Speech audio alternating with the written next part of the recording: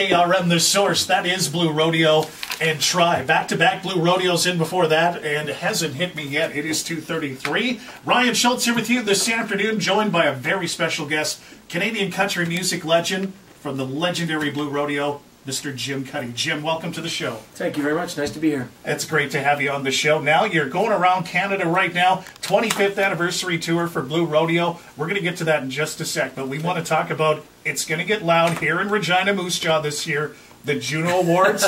You're going around ambassador to the Juno Awards right now. You must be excited.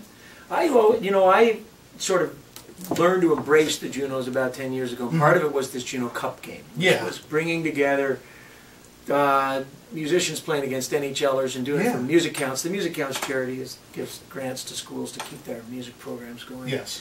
And it was an easy sell. You know, it was like hard. It used to be hard to get the people to come to. It used to be hard to get musicians to come to the Junos. Yeah. And then and all of a sudden, we'll come on the Friday night and we'll play hockey against NHLers. It's for a great cause. Yeah. And then just stay for the weekend.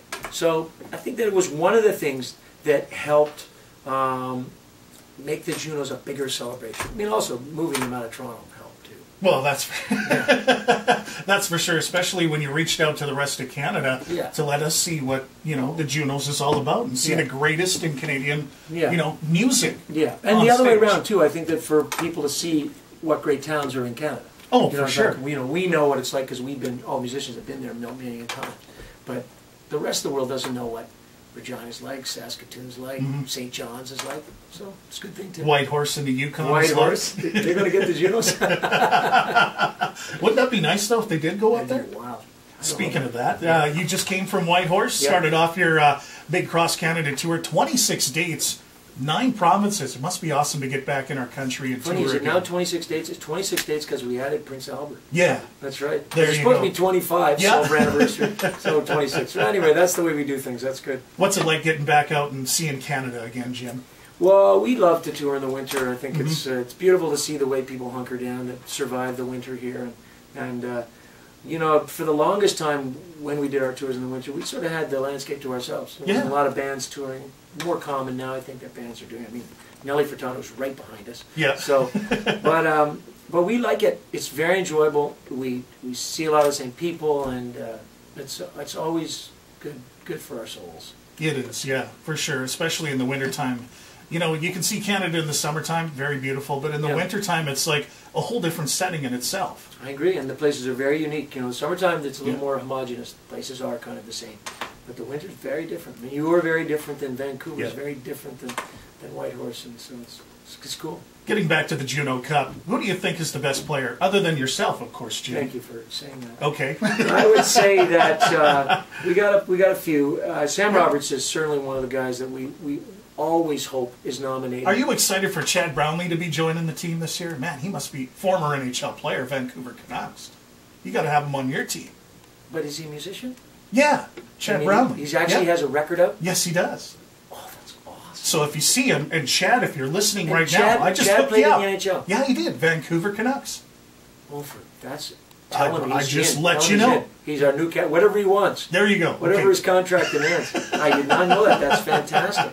I thought for surely that he would be on your team this year. I had not done that research. I had not heard that. That's great. Well, there we go. He's on the team now. Thank you for letting me know. For sure, Jim. So he must have started. He had his NHL career, and then he had his music career. Yeah, well, he was in college in the States. He was NHL, went to college in the States, did some songwriting down there, and I believe he won a songwriting competition while he was in college. Okay, and then it kind of boom, it exploded from there. His music career. Wow. So how long has he been a musician? How long has he been a recorded musician? As many years as I can think. About 4 or 5 now. Okay. So.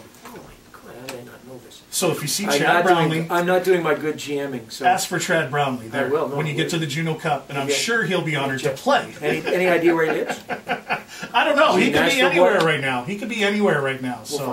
We'll find him, yeah. The wonders of Facebook will find him. Okay, we'll find him. So anyway, but Sam Roberts is really good. Alan Doyle from Great Big Seas, very good goaltender. Aaron Lyons is a really good player. Yeah.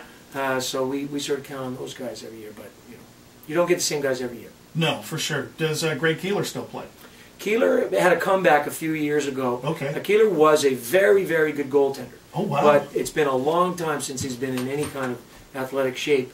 And he came back, and he'd worked out a little bit. But the night before, you see, everybody comes in on Thursday, we do a little practice for the media, and then we go out to dinner that night. And Keela was so taunting that night to the NHLer that they destroyed him the next day. I mean, they destroyed him. And he kept coming to the bench going, take me out. I'm like, this is a charity game. There's no subs. Go back in the net. They're trying to kill me. Yeah, okay. Because you were a jerk last night.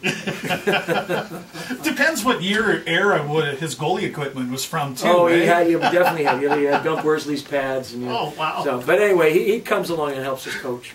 Well, that's good stuff. You know, I always took him for a goaltender type. And you, maybe solid stay-at-home defenseman, maybe? Well, I like that. Chris Pronger, maybe? That'd be nice, yeah. There you go. But I kind of play, it's too hard to play defense against the NHLers, so play forward and hope for the big break. Well, I see you got Regina great Mike Sillinger signed up to play. He's awesome. One of my favorite players out of Regina. And among some others yet to be announced. And keep it locked on here to CKRM, and we'll let you know who's going to be playing in the Juno Cup this year. Now, we went on Facebook this morning, and we sent out kind of a questionnaire out to our great fans on Facebook. And we had a question by Saskatchewan musician. His name is JJ Voss. He asked, which song from your Blue Rodeo catalog are you most proud of? And what song would you figure would be your signature song as Blue Rodeo? Wow. I think JJ, because he's probably a songwriter, understands. It's difficult to pick out a song. But right now we're doing this song called, I'm doing a song called One Light Left in Heaven. One Light Left in Heaven. We're doing an acoustic set. And it is one that as I'm singing, and I think, okay, I did the right things in this song. I said the right things. I made it move in the right way. And so I'm very much enjoying that song. I think if we had to pick one song that represented Blue Rodeo, Try was the song that got it started. Yes, but I think Lost Together is the song that is sort of philosophically the most emblematic of the band. Good stuff. Yeah. I was going to say Try because of the passion. Well, Try, I would like it just because it's mine, and Lost Together is Greg's, but I got to go. When we chose the song for our Hall of Fame performance, we chose Lost Together. Well, that's awesome. And speaking of that, last year at the Junos in Ottawa, you were inducted to the Canadian Music Hall of Fame. How did you feel about that? Was it like, finally? Oh, God. No, it wasn't ever finally. I think that we started from so far outside the music biz that we've never felt like, oh, yes, we belong, and that's all there is to it. I think that it was a really great honor that somehow it was able to crack this very humble veneer that the band has. You know, like the band will not pat itself on the back. But for the Hall of Fame, I think everybody, you know well in advance because you have to accept it. Yeah. And so we had a long time to sort of reminisce and think about all the members that have come through the band and gone and all the places we've been.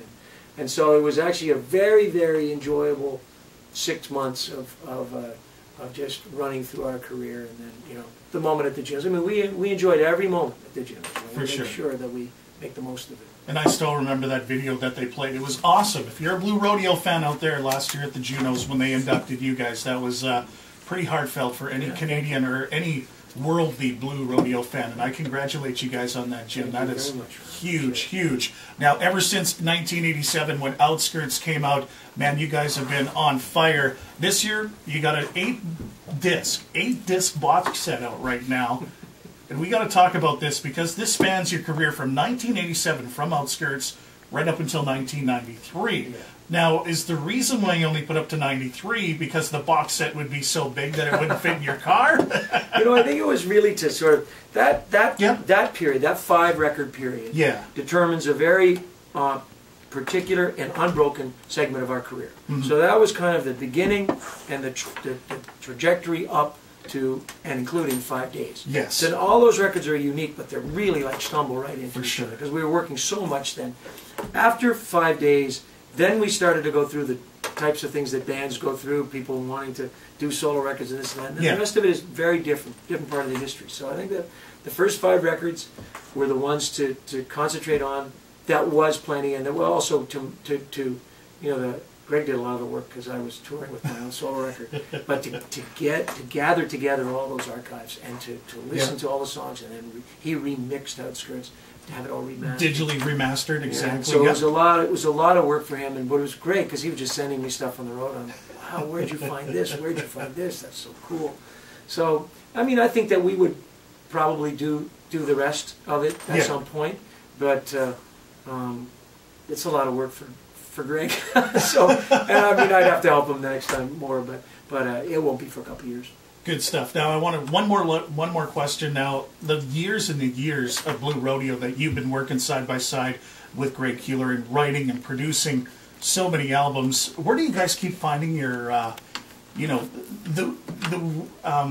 the insight? You know what I mean? The inspiration to keep writing. You know what I mean? Is it easy for you now, or was it easier for you then, or is it just the ball just keeps rolling? Well, I think that if for people to understand, if they think about, if they go out with a best friend and talk about stuff, they never lack for things to say. You never lack for insights about your life or the way it's changing or the people around you. And certainly there's always lots of drama in everybody's lives. At every juncture there's, people splitting up, people getting together, inappropriate or otherwise. And so for us, as opposed to sitting around chatting about it, which we do anyway, we turn those things into songs. It's just been the most natural way for us to translate the things that we're thinking about, is that we sit down with a guitar and all of a sudden that relationship that you witnessed or something that happened to you, you're just starting to weave it into a song. So awesome, Jim. Thank you so much for joining me this afternoon, to hear the Canadian country legend and just to get your thoughts. And I love listening to inspiration and where you guys get your inspiration to write music, and I love it. Ladies and gentlemen, Mr. Jim Cuddy, thank you very much. Once again, the Juno Awards coming to Regina. It's going to get loud. You can check out all the information right now on our website, junooawards.ca. And for more on Blue Rodeo and where you can get that 8-disc box set, I'm going to put the link right now on our Facebook page, 620 CKRM, and you can pick that up. The best from Blue Rodeo. Thank you so much, Jim, for joining us this afternoon. Thank you very much for having me on. Take care, buddy. Bye-bye.